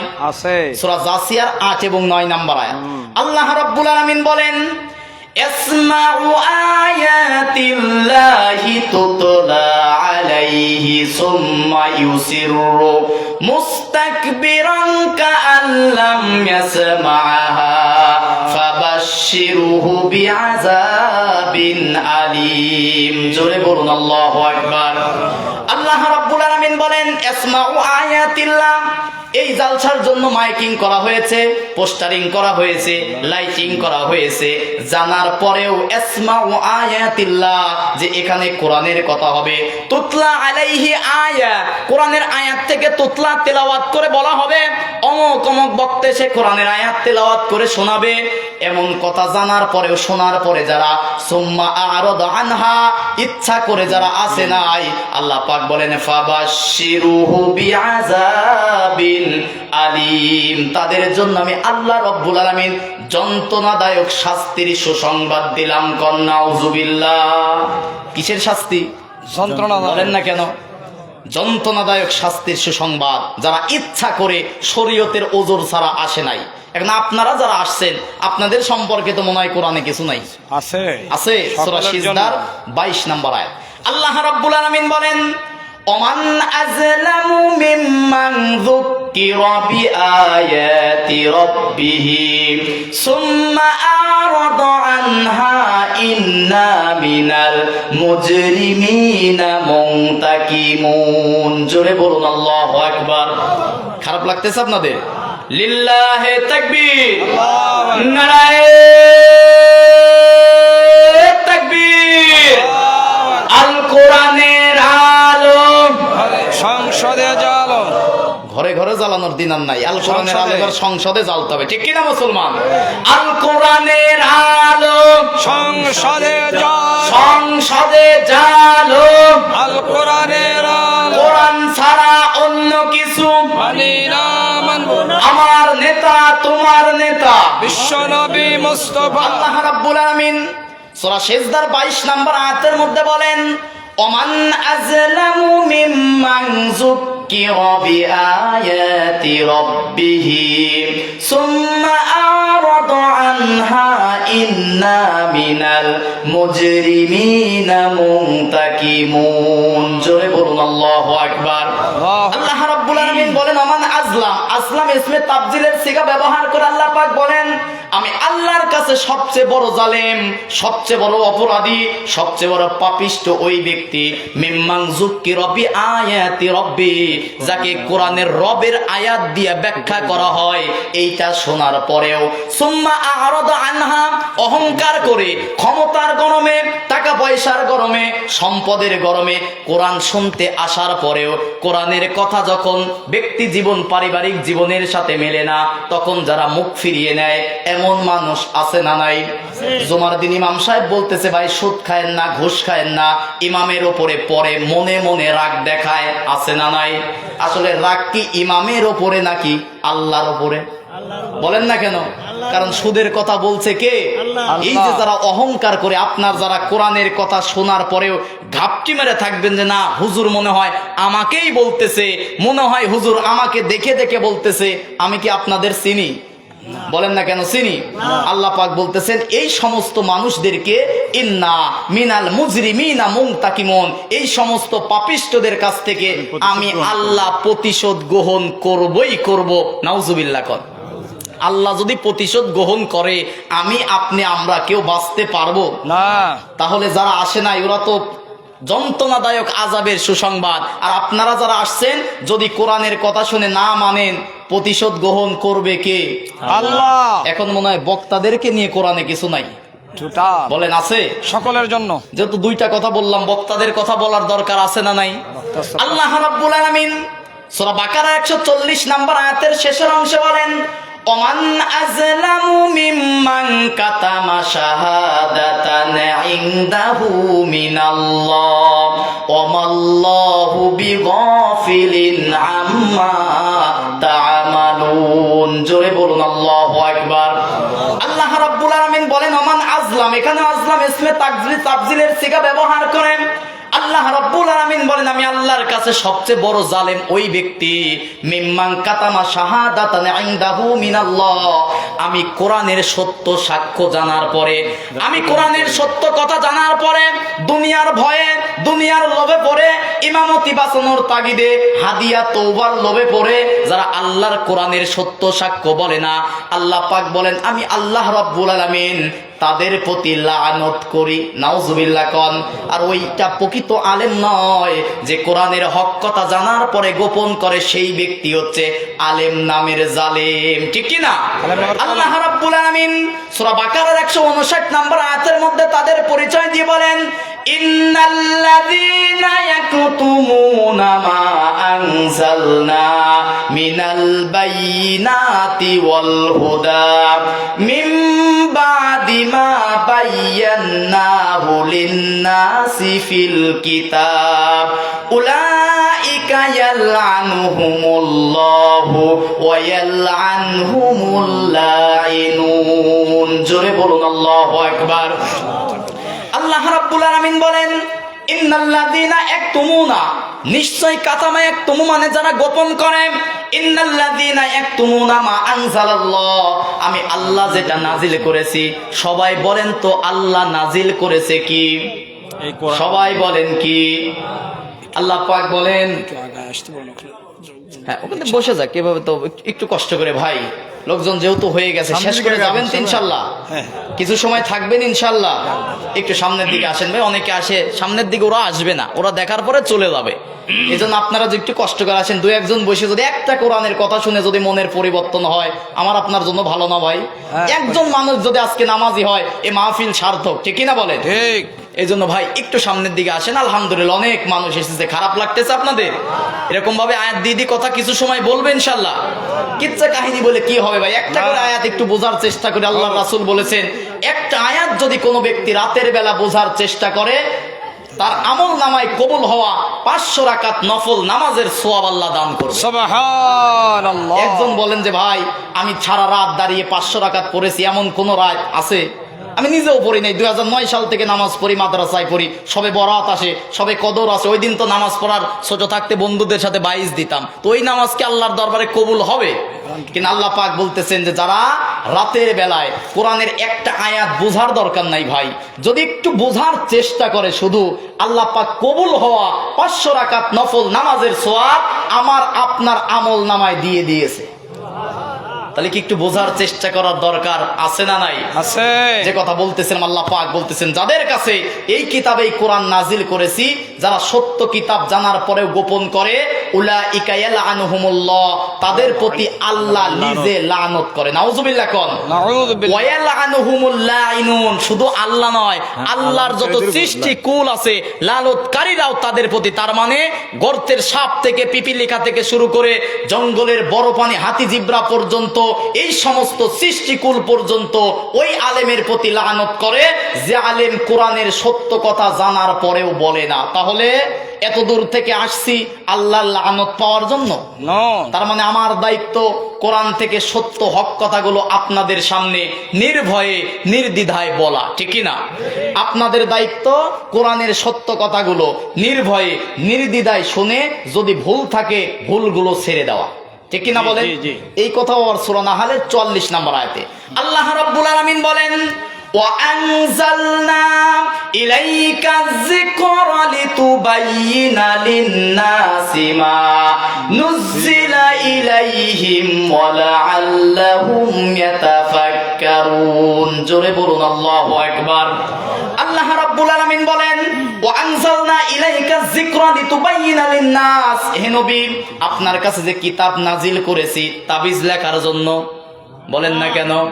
ঝাড়ফুঁক করার জন্য, আর বাপ মা মারা যাওয়ার পরে খতম পড়ার জন্য, বলেন না কেন? আল্লাহ পাক বলেন, আনজালনা ইলাইকা যিকরা লিতুবাইয়িনা লিন-নাস, হে নবী কোরআন নাজিল করেছি দুনিয়ার মানুষ যখন আপনার কাছে আসবে, লিতুবাইয়িনা লিন-নাস, আপনি কোরআন থেকে বর্ণনা করে করে মানুষদেরকে বুঝিয়ে দিবেন, আর মানুষগুলো শোনার পরে বোঝার পরে যেন ওয়ালা আল্লাহুম ইয়াতাফাক্কারুন, একটু চিন্তা ভাবনা করে। তাহলে আমার দায়িত্ব নির্ভয়ে নির্দ্বিধায় কোরআন থেকে বলা, আর আপনাদের দায়িত্ব চুপচাপ শোনা, নাকি? কথাগুলো চুপচাপ শুনে হৃদয়ের কান দিয়ে বিবেক দিয়ে উপলব্ধি করা যে হুজুর কি কোরআনের কথা বলতেছে, কোন কথাগুলো আমার জীবনে পরিবর্তন করা দরকার, ওই কথাগুলো নেওয়া, যা পরিবর্তন করা, যা বাদ দিতে হবে সেইগুলো ছেড়ে দেওয়া, ঠিক কিনা বলেন? তাহলে কোরআন থেকে কথা শুনবেন তো ইনশাল্লাহ। আর একটা পয়েন্ট বলি, কোরআনের মধ্যে মানব জীবনে যা দরকার সব আছে না নাই? বলেন না কেন? ব্যক্তি জীবন, পারিবারিক জীবন, সামাজিক জীবন, রাষ্ট্রীয় জীবন, যুদ্ধনীতি, সন্ধি নীতি, পররাষ্ট্র নীতি, অর্থনীতি, রাজনীতি, এমন কোন দিক আর বিভাগ নাই যে বিষয়ে আল্লাহ বিস্তারিত কথা বলে নাই। সুবহানাল্লাহ। একটা মানুষের ব্যক্তি জীবন, পারিবারিক জীবন কেমন হবে কোরআনের মধ্যে আছে না নাই? যদি বলেন হুজুর পারিবারিক জীবন কেমন হবে, পারিবারিক জীবনে একটা বাবা মার সাথে সন্তান কি ব্যবহার করবে, সন্তানের সাথে বাবা মার কি ব্যবহার করবে, কোরআনের মধ্যে আছে না নাই? পারিবারিক নীতি নিয়ে আল্লাহ রাব্বুল আলামিন কোরআনের মধ্যে 133টা আয়াত দিয়েছে। আল্লাহু আকবার কোন। সংস্কৃতি কেমন হবে, মুসলমানেরা বছরের শেষ দিন আতশবাতি ফটকা ফুটাবে কিনা, এই সম্পর্কে আল্লাহ রাব্বুল আলামিন কোরআনের মধ্যে সংস্কৃতি সম্পর্কে 278টা আয়াত দিয়েছে। আল্লাহু আকবার কোন। বিচার কিভাবে করতে হবে, আল্লাহ রাব্বুল আলামিন বিচার করার জন্য প্রায় 93টা আইন দিয়েছে। আল্লাহু আকবার। আইন কিভাবে প্রণয়ন করতে হবে, আইন প্রণয়ন করার জন্য কোরআন শরীফের মধ্যে আল্লাহ রাব্বুল আলামিন 500 আয়াত দিয়েছে। আল্লাহু আকবার কোন। শিক্ষা ব্যবস্থা কিভাবে সাজাতে হবে, শিক্ষা নীতি নিয়ে আল্লাহ রাব্বুল আলামিন 223টা আয়াত দিয়েছে। আল্লাহু আকবার। তাহলে ব্যক্তি জীবন, পারিবারিক জীবন, সামাজিক জীবন, যুদ্ধনীতি, সন্ধি নীতি, পররাষ্ট্র নীতি, রাজনীতি নিয়ে কথা আছে না নাই? অবশ্যই। আচ্ছা বলেন তো, এলাকার মধ্যে সবচেয়ে বড় পুরাতন বাড়িকে কি বাড়ি বলে? রাজবাড়ি। কি বাড়ি? ওই বাড়িটা যারা নির্মাণ করে ওই মিস্ত্রিদের নাম কি বলেন না কেন? রাজমিস্ত্রি। আচ্ছা, পুকুরের মধ্যে দিঘির মধ্যে সবচেয়ে বড় হাঁস ওই হাঁসের নাম কি? রাজহাঁস। আবার রাস্তার মধ্যে সবচেয়ে বড় পথ ওই পথের নাম কি? রাজপথ। তার মানে যেটা বড় তাকেই বলা হয় যে রাস্তার মধ্যে বড় রাস্তা তাকে বলা হয় রাজপথ, যে বাড়ির মধ্যে সবচেয়ে বড় বাড়ি তাকে বলা হয় রাজবাড়ি, পুকুরের মধ্যে বড় হাঁস তাকে বলা হয় রাজহাঁস, ওই বড় বাড়ি বিল্ডিং যারা তৈরি করে তাদেরকে বলা হয় রাজমিস্ত্রি। আর সবচেয়ে বড় নীতির মূল নীতি হচ্ছে রাজনীতি। সেই রাজনীতির কথা কোরআনে মনে হয় নাই। বলেন না কেন? সূরা নাহাল 89 নম্বর আয়াত। কোন সূরা? নাহল। বলেন না কেন? 89 নম্বর আয়াত। কত নম্বর আয়াত? শেষ অংশে আল্লাহ রাব্বুল আলামিন বলেন, ওয়ানাজ্জালনা আলাইকাল কিতাবা তিবয়ানাল লিকুল্লি শাই ওয়া হুদাও ওয়া রাহমাতাও ওয়া বুশরা লিল মুসলিমিন। জোরে বলুন আল্লাহু আকবার। অনেকে মনে করতে পারেন হুজুর মনে হয় উল্টা পাল্টা কিছু বলবে। কোরআন থেকে শোনেন, আল্লাহ পাক বলেন, ওয়ানাজ্জালনা আলাইকাল কিতাবা তিবয়ানাল লিকুল্লি শাই, মানুষের জন্য আমি এমন একটি কিতাব নাজিল করেছি, তিবয়ানাল লিকুল্লি শাই, মানুষের জীবনে যা দরকার আমি আল্লাহ কোরআনের মধ্যে তাই দিয়েছি। কোন সুবহানাল্লাহ। আয়াতটা বোঝার সুবিধার্থে চলে যান সূরা আনআমের 38 নম্বর আয়াতের মাঝের অংশে। আল্লাহ রাব্বুল আলামিন বলেন, মা ফাররাতনা ফিল কিতাবি মিন শাই সুম্মা ইলা রাব্বিহিম ইউহশারুন। জোরে বলুন আল্লাহু আকবার। আল্লাহ রাব্বুল আলামিন বলেন, মা ফাররাতনা ফিল কিতাবি মিন শাই, মানুষের জীবনে দরকার, মানুষের জীবনে দরকার, মানুষের জীবনে দরকার এমন কোন ছোট বিষয় নাই যেটা আমি আল্লাহ কোরআনের মধ্যে লিপিবদ্ধ করি নাই। সুবহানাল্লাহ। কোন আল্লাহ রাব্বুল আলামিন সূরা ফুরকানের 33 নম্বর আয়াতের মধ্যে বলেন, ওয়ালা ইয়াতুনাকা বিমাসালিন ইল্লা জিনাকা বিল হাক্কি ওয়া আহসানা তাফসীরা। জোরে বলুন আল্লাহু আকবার। আল্লাহ রাব্বুল আলামিন বলেন, হে নবী, একটা মানুষ যখন দুনিয়ার বিভিন্ন সমস্যা নিয়ে আপনার কাছে আসবে, একটা মানুষের ব্যক্তিগত জীবন, পারিবারিক জীবন, সামাজিক জীবন, যুদ্ধনীতি, সন্ধিনীতি, পররাষ্ট্রনীতি, অর্থনীতি, রাজনীতি, এমন কোন দিক আর বিভাগ নাই যে বিষয়ের সমস্যা নিয়ে আপনার কাছে আসবে আপনি তখন আপনার মস্তিষ্ক প্রসূত কোনো কথাই বলবেন না। ওয়ালা ইয়াতুনাকা বিমাসাল, এই কোরআনের মধ্যে সবকিছুর মাসাল সমাধান দিয়েছি। সুবহানাল্লাহ। কোন সূরা হাশরের 21 নম্বর আয়াতের শেষের অংশে আল্লাহ পাক বলেন, ওয়াতিলকাল আমসালু নাদরিবুহা লিন্নাসি লাআল্লাহুম ইয়াতাফাক্কারুন। জোরে বলুন আল্লাহু আকবার। একই আয়াত সূরা জুমারের 27 নম্বর আয়াত, সূরা বনি ইসরাইলের 89 নম্বর আয়াত একই ভাবে এসেছে। আল্লাহ রাব্বুল আলামিন বলেন, ওয়াতিলকাল আমসাল, এটা হচ্ছে তোমাদের জন্য দৃষ্টান্ত, উদাহরণ, উপমা। সুবহানাল্লাহ। কোন সূরা ইউনূসের 37 নম্বর আয়াতের মধ্যে আল্লাহ পাক বলেন, ওয়া তাফসিলাল কিতাবি লা রাইবা ফীহি রাব্বিল আলামিন। জোরে বলুন আল্লাহু আকবার। আল্লাহ পাক বলেন, ওয়া তাফসিলাল কিতাব, এই কিতাবের মধ্যে সবকিছু, ওয়া তাফসিলা, বিশদভাবে, বিস্তারিতভাবে সবকিছু এই কিতাবের মধ্যে বর্ণনা করেছি। লা রাইবা ফী, এই কিতাবের মধ্যে কোনো ভুল নাই। রব্বিল আলামিন, এটা বিশ্ব জগতের রবের কাছ থেকে নাজিল হয়েছে। কোন সুবহানাল্লাহ। ঘুরে যান সূরা ফুরকানের 33 নম্বর আয়াতে আল্লাহ পাক বলতেছেন, ওয়ালা ইয়াতুনা বিমাসাল, হে নবী, দুনিয়ার মানুষ যখন আপনার কাছে আসবে আপনি আপনার মস্তিষ্ক প্রসূত, আপনার চিন্তাধারা কোনো কথাই বলবেন না। বিল হক, সত্য সহকারে, ও আহসানা তাফসীরা, কোরআনের কথাগুলো খুলে খুলে মানুষদেরকে সমস্যার সমাধান করে দেবেন। কোন সুবহানাল্লাহ। একটা স্লোগান আপনারা দিয়েছেন যে সব সমস্যার সমাধান দিতে পারে আল কোরআন। বলেন, সব সমস্যার সমাধান দিতে পারে আল কোরআন। এইটা মনে হয় কোন দলের বানানো স্লোগান না, দলীয় স্লোগান বলেন না, কোন দলের স্লোগান। মনে রাখবেন, সব সমস্যার সমাধান দিতে পারে আল কোরআন। এটা পবিত্র কোরআনুল কারীমের সূরা বনি ইসরাইলের 82 নম্বর আয়াতের সরল অর্থ। আল্লাহু আকবার। কোন আল্লাহ রাব্বুল আলামিন বলেন, وَنُنَزِّلُ مِنَ الْقُرْآنِ مَا هُوَ شِفَاءٌ وَرَحْمَةٌ لِّلْمُؤْمِنِينَ وَلَا يَزِيدُ الظَّالِمِينَ إِلَّا خَسَارًا জোরে বলুন আল্লাহু আকবার। আল্লাহ রাব্বুল আলামিন বলেন ওয়ানুনাজ্জিলু মিনাল কুরআন, হে নবী দীর্ঘ 23 বছর সময় আপনার কাছে যে কিতাব যে কোরআনটা নাজিল করেছি তাবিজার ঝাড়ফুঁক করার জন্য নয়, বাপমা মরার পরে খতম পড়ার জন্য নয়। ওয়ানুনাজ্জিলু মিনাল কুরআন 23 বছর সময় নিয়ে যে কিতাব নাজিল করেছি মা হুয়া শিফা, পৃথিবীর মানুষের সব সমস্যার সমাধান দিয়ে কোন সুবহানাল্লাহ। তাহলে সব সমস্যার সমাধান দিতে পারে, সবাই বলেন দিতে পারে। তাহলে সেই কোরআনের কাছে আসার দরকার আছে না নাই? সেই কোরআন মানার দরকার আছে না নাই? সেই কোরআনের সমাজ গড়ার দরকার আছে না নাই? এই নির্ভুল নির্ভেজাল আল্লাহর পক্ষ থেকে পাঠানো আল্লাহর কোরআনের আইন বাংলাদেশে বাস্তবায়ন করার দরকার আছে না নাই? বলেন। যদি বলেন যে ভাই বারবার ওই কথা কেন বলতেছেন, কোরআনের সমাজ যদি কায়েম না হয়, কোরআন হাতে নিয়ে বলতেছি দেশের মানুষের দলের বদল হবে, নেতার বদল হবে, বহু কিছু হয়ে যাবে, কিন্তু দেশ জাতির কল্যাণে কোনো কিছুই হবে না। ঠিক কিনা বলেন?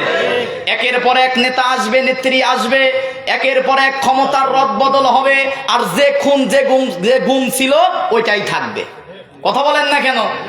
বললেন স্বৈরাচার মুক্ত করেছি, স্বৈরাচার মুক্ত করার পরে কি খুন গুম বন্ধ হয়ে গেছে? ওসমান হাদিকে প্রকাশ্যে দিবালোকে পাখির মতো গুলি করে হত্যা করেছে, কতদিন হয়ে গেল, বিচার হলো না। ওই জায়গায় যদি আমি আপনি হই বিচার পাবো? ওসমান হাদিরে সবাই চেনে, তারপরেও বিচার হচ্ছে না। আমার আপনার মতো যদি সাধারণ মানুষে এরকম খুন হয় বিচার কি পাবো? তাহলে যেন খুন না হয় আর ন্যায় বিচার যেন হয়, মানতে হবে কিসের আইন? বলেন না কেন? কেন কোরআনের আইন মানবেন? কারণ আল্লাহর কোরআনের আইনের কোনো পরিবর্তন নাই। আল্লাহু আকবার কন। পরিবর্তন আছে নাকি? বাংলাদেশ স্বাধীন হয়েছে কত বছর? কত একজন? 54 বছর। কত বছর? 54 বছরে বাংলাদেশের খারাপ লাগতেছে আপনাদের? এটা দেশের স্বার্থে দুই একটা কথা না বললে এটা তো রাজনীতির গন্ধ খুঁজলে হবে না। কারণ এ দেশ আমার, এ দেশ আপনাদের, এ দেশের কল্যাণে দুই একটি কথা বলার অধিকার বাংলাদেশের বৈধ নাগরিক হিসাবে আছে না নাই? 54 বছরে এদেশের আইন প্রণয়ন হয়েছে 17 বার। কতবার? 1972 সালে সংবিধান তৈরি করা হয়েছে, 4 নভেম্বর প্রস্তাবিত করা হয় ডক্টর কামালের তৈরি সংবিধান। সেইটা 16 ডিসেম্বরের দিন বাস্তবায়ন করা হয় 1972 সালে। এই 54 বছরের ব্যবধানে 17 বার পরিবর্তন করা হয়েছে। আবারও যদি কোনো গভর্নমেন্ট ক্ষমতায় আসে তাদের সুবিধা মতো পরিবর্তন করলে হবে 18 বার। কতবার? আর এই কোরআন নাজিল হয়েছে 1500 বছর হয়ে গেল। 1500 বছরে কি কোন রকম একটা বারও পরিবর্তন হয়েছে?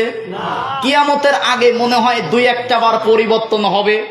সূরা মাইদার 3 নম্বর আয়াতে আল্লাহ পাক বলেন আল ইয়াউমা আকমালতু লাকুম দীনাকুম ওয়া আতমামতু আলাইকুম নি'মাতি ওয়া রাদিতু লাকুমুল ইসলামা দীনা। এমন একটি ইসলাম, এমন একটি জীবন ব্যবস্থা কোরআন দিলাম যে কোরআনের মধ্যে কোনো কিছু বাদ দেওয়ার দরকার নাই, কোনো কিছু যোগ করার দরকার নাই। কমপ্লিট কোড অফ লাইফ, পরিপূর্ণ জীবন ব্যবস্থা করে আমি আল্লাহ কোরআন পাঠিয়েছি। কোন সুবহানাল্লাহ।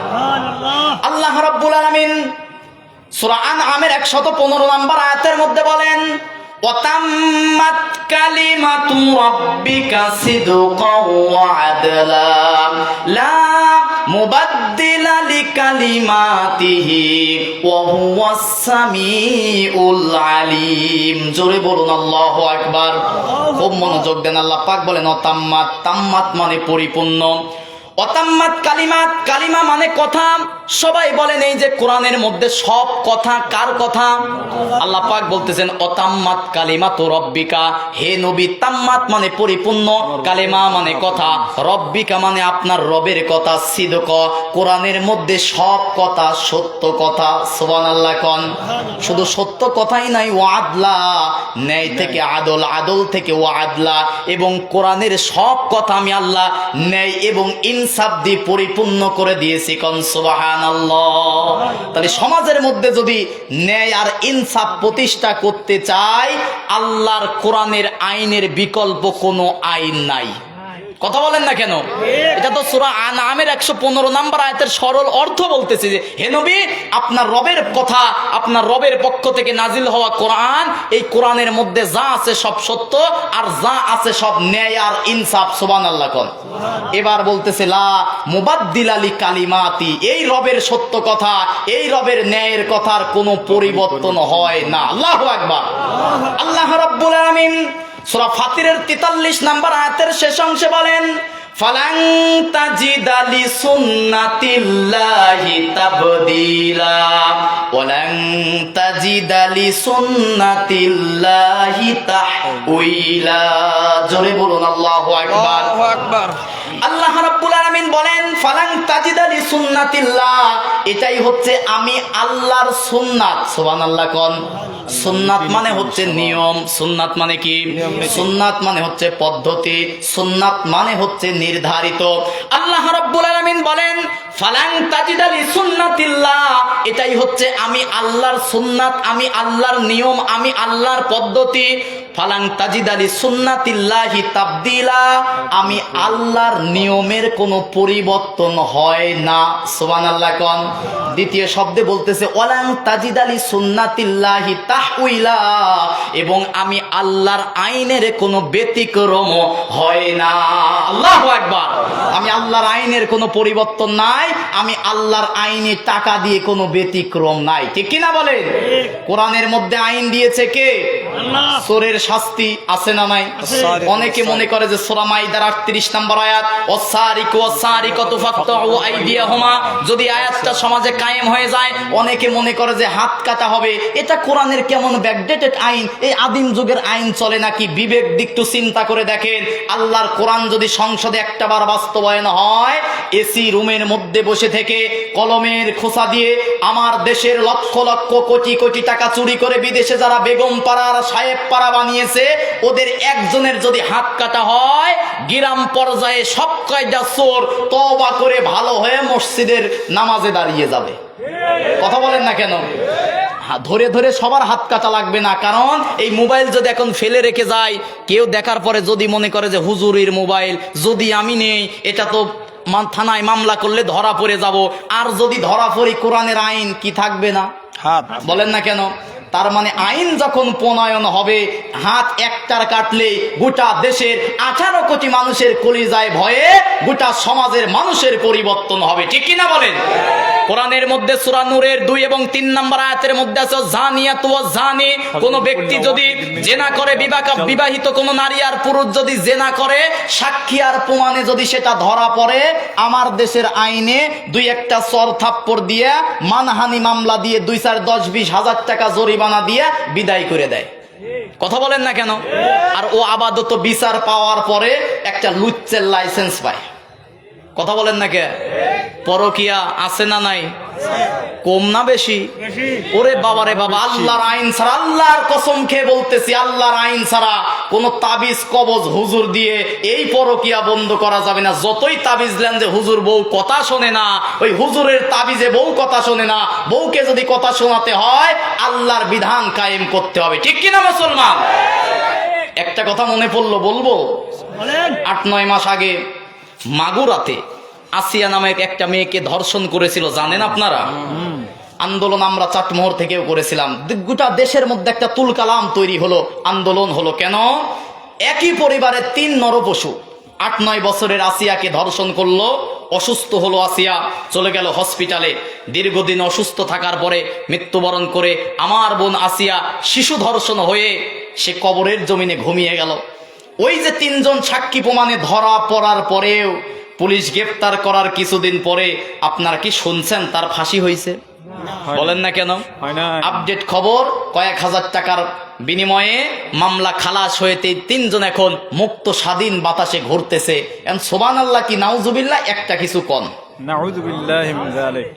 মানুষের তৈরি করা আইন থাকার ফলে, মানুষের তৈরি আইন দিয়ে বাংলাদেশ পরিচালনা হওয়ার ফলে আমার 8 বছরের শিশু বোনকে ধর্ষণ করার পরে যে জমিনে আমার ছোট্ট শিশু কবরে ঘুমিয়ে থাকে আর ধর্ষণকারীরা প্রকাশ্যে স্বাধীন দেশে ঘুরে বেড়ায়, ওই দেশের তথাকথিত মানুষের তৈরি করা আইনের মুখে আমরা লাথি মারি। কথা বলেন না কেন? সাক্ষী আর প্রমাণে ধরা পড়ার পরেও প্রকাশ্যে কেন তার ফাঁসি দেওয়া হলো না? জাতির কাছে এটা প্রশ্ন, ঠিক কিনা বলেন? অতএব প্রকাশ্যে প্রমাণিত হওয়ার পরেও যার ফাঁসি হয় না, অতএব মানুষের তৈরি করা আইন কখনো শান্তি দিতে পারে না। এই সমাজে যদি ন্যায় আর ইনসাফ যদি প্রতিষ্ঠা করতে হয়, আল্লাহর কোরআনের আইনের কোনো বিকল্প নাই, ঠিক কিনা? তাকবীর! আল কোরআনের আলো, আল হাদিসের আলো, কোরআন ছাড়া অন্য কিছু আল কোরআনের দুশমনেরা হুঁশিয়ার সাবধান। আল কোরআনের দুশমনেরা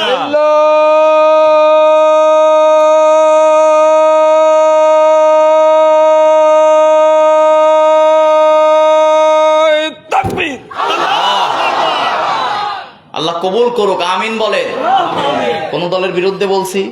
কোন দলের পক্ষে বলছি? আমি মুসলমান, আপনারা মুসলমান, মানবো আল্লাহর বলেন না কেন? এখানে কোনো দলাদলি মতামতি বুঝি না। আমরা মুসলমান, কারণ মুসলমানের সংবিধানের নাম কি? বলেন না কেন?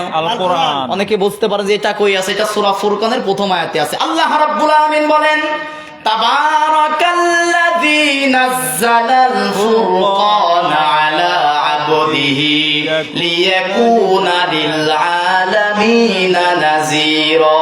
জোরে বলুন আল্লাহু আকবার। আল্লাহ রাব্বুল আলামিন বলেন, তাবারাকাল্লাযী, পবিত্র সেই সত্তা। কে? আল্লাহ। সবাই বলেন কে? নাযালাল ফুরকান, তোমাদের জন্য নাজিল করেছে একটা সংবিধান। সুবহানাল্লাহ কোন? তাহলে কোরআনের একটা নাম কি? বলেন না কেন? অসংখ্য নাম। একটা নাম কিতাব, একটা নাম কোরআন, একটা নাম ফুরকান, একটা নাম শিফা, একটা নাম বুরহান, একটা নাম নূর, একটা নাম জিকির, একটা নাম শিফা। এরকম কোরআনের অসংখ্য নাম কোরআনের মধ্যে আছে না নাই? এখানে বলতেছেন ওই পবিত্র সত্তা যিনি তার বান্দার প্রতি একটা সংবিধান। ফুরকান মানে কি? বাইনাল ফুরকান। ফুরকান মানে হচ্ছে সত্য আর মিথ্যা যাচাই বাছাই করার জন্য নাজিল করেছি কোরআন। সুবহানাল্লাহ কোন? এই যে দুধের মধ্যে ভেজাল আছে কিনা জানার জন্য কি আছে ভাই? ল্যাক্টোমিটার। এরপরে জ্বর মাপার জন্য একটা মেশিন আছে, কি নাম? আসল সোনা খাঁটি কিনা জানার জন্য জিনিস আছে না নাই? আর ন্যায় অন্যায় জানার জন্য, হালাল হারাম জানার জন্য, কোনটা সত্য দল, কোনটা মিথ্যা দল, কোনটা ন্যায়, কোনটা অন্যায়, কোনটা খাঁটি, কোনটা ভেজাল, সবকিছু জানার জন্য যে ফুরকান সংবিধান নাজিল করেছে কে? আল্লাহ। আর একটা আমার তো মূল আলোচনা করতেই পারবো না, থাকবেন কিছু সময়। এই কোরআনের আর একটা নাম হচ্ছে দলিল। সুবহানাল্লাহ কোন? এই মসজিদের বৈধ দলিল আছে না নাই? নাকি যেই মসজিদের জমিদাতা হয়তো মারা গেছে না অনেক আগে, জমিদাতা সেই ব্যক্তি কি বলছে যাও এই জমি আমার দিয়ে দিলাম? এরকম বলছে? যদিও 2-4 মাস বলার পরে বলছে যে কাগজ কলমে লিখিত করে দেন। কথা বলেন না কেন?